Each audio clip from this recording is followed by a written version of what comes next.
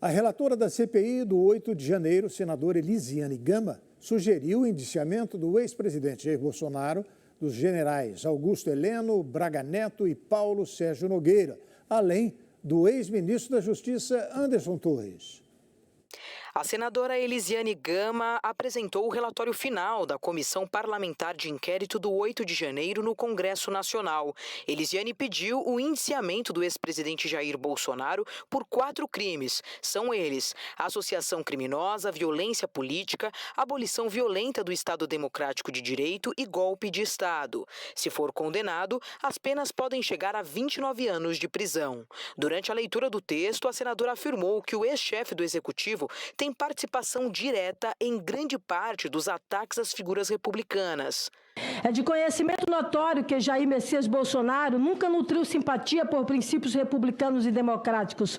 O então presidente tem responsabilidade direta como mentor moral por grande parte dos ataques perpetrados a todas as figuras republicanas que impuseram qualquer tipo de empecilho à sua empreitada golpista. A relatora também solicitou o indiciamento de alguns ex-ministros do governo Bolsonaro. O primeiro da lista foi o general Braga Neto, ex-ministro da Casa Civil e da Defesa, além de candidato à vice-presidência na chapa de Jair Bolsonaro. Walter Souza Braga Neto, como ministro da Defesa, durante o governo Bolsonaro, Braga Neto esteve presente em diversas manifestações públicas golpistas proferidas pelo então presidente da República, Jair Messias Bolsonaro. Já Augusto Heleno, ex-ministro do Gabinete de Segurança Institucional, também foi indiciado. Augusto Heleno esteve presente em diversas reuniões, encontros e circunstâncias que evidenciaram o intuito golpista do então presidente da República, conforme demonstrado ao longo deste documento. Elisiane Gama citou ainda o ex-ministro da Defesa, Paulo Sérgio Nogueira. Assim, Paulo Sérgio Nogueira de Oliveira deve ser responsabilizado pelos tipos penais descritos no artigo 288, associação criminosa, 259L, abolição violenta do Estado Democrático de Direito, e 259M, golpe de Estado. A relatora também indiciou Anderson Torres, ex-ministro da Justiça e Segurança Pública.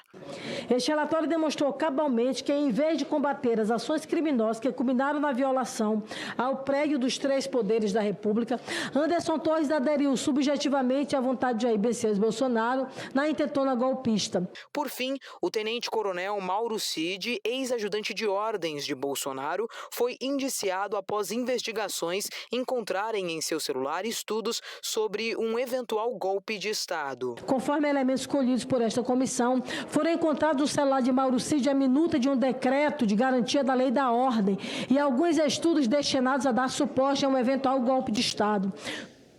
Para o nosso comentarista, Ney Gonçalves Dias, o relatório final da CPI de 8 de janeiro é motivo de festa para os governistas. Vamos acompanhar.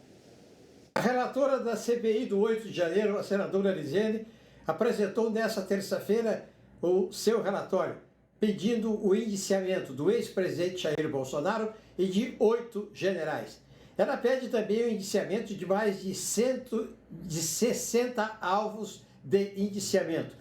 Os nomes dos 60 alvos já estão publicados nas redes sociais. Pois bem, o indiciamento do ex-presidente Jair Bolsonaro envolve 4 crimes, que, se processado e condenado, daria 29 anos de prisão. Pois bem, a oposição também vai apresentar amanhã um relatório paralelo, onde a oposição pede o indiciamento do presidente Luiz Inácio Lula da Silva e do ministro Dino. O relatório tem 1.333 páginas. Evidentemente, a senadora não leu todas as páginas. Ela fez um resumo do seu relatório. A oposição já está nas redes sociais e na imprensa protestando e reclamando. A situação já está comemorando a possível aprovação amanhã do relatório de um dos mais hediondos crimes contra a democracia no país. Os militares reagiram a uma possível mudança na lei do impeachment, que prevê impedimento dos comandantes das Forças Armadas.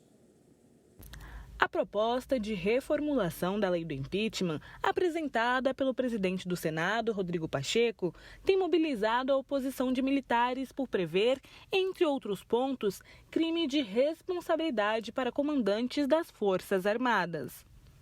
A reclamação dos militares também ocorre por receio de brecha, que permite os comandantes serem julgados em duas instâncias, a civil e a militar.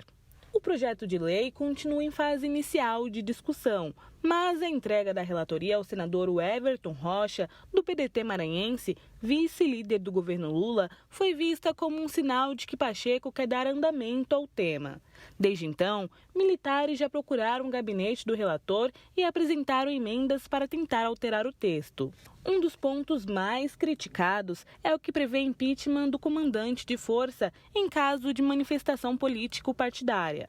O trecho chegou a ser apelidado de artigo Vilas Boas, em referência ao ex-comandante do Exército, Eduardo Vilas Boas. Foi dele a autoria de um tuit em 2018, às vésperas de julgamento no Supremo Tribunal Federal, de um recurso que poderia livrar Lula da prisão.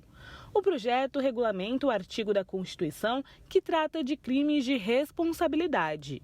O dispositivo constitucional prevê que compete ao Senado processar e julgar o presidente e o vice-presidente da República nos crimes de responsabilidade, bem como os ministros de Estado e os comandantes da Marinha, do Exército e da Aeronáutica nos crimes da mesma natureza, conexos com aqueles.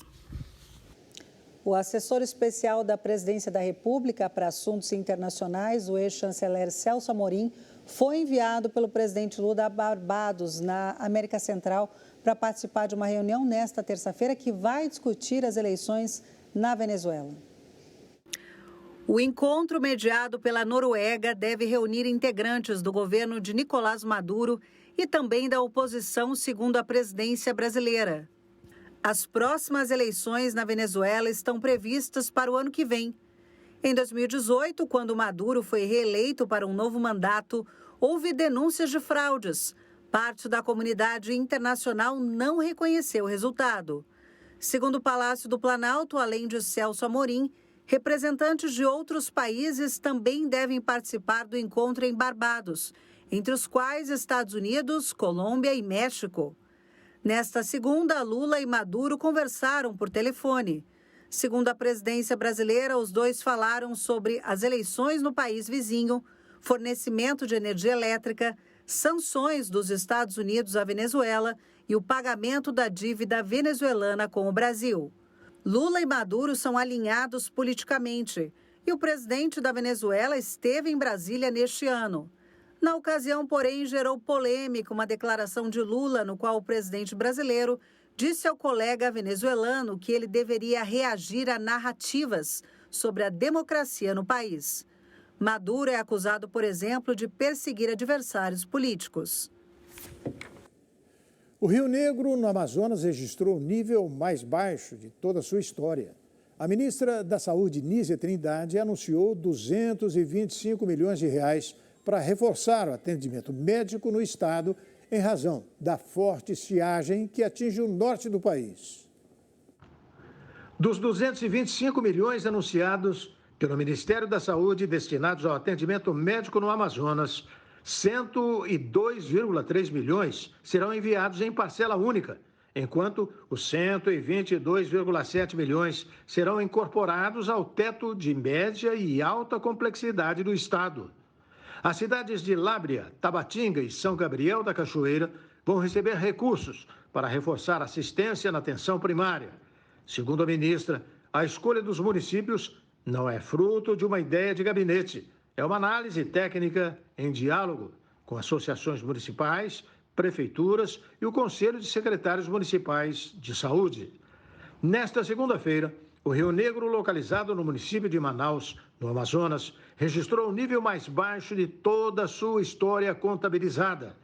Segundo dados do Porto de Manaus, o rio, que é o 7º maior do mundo em volume d'água, estava com uma vazante de somente 13,59 metros.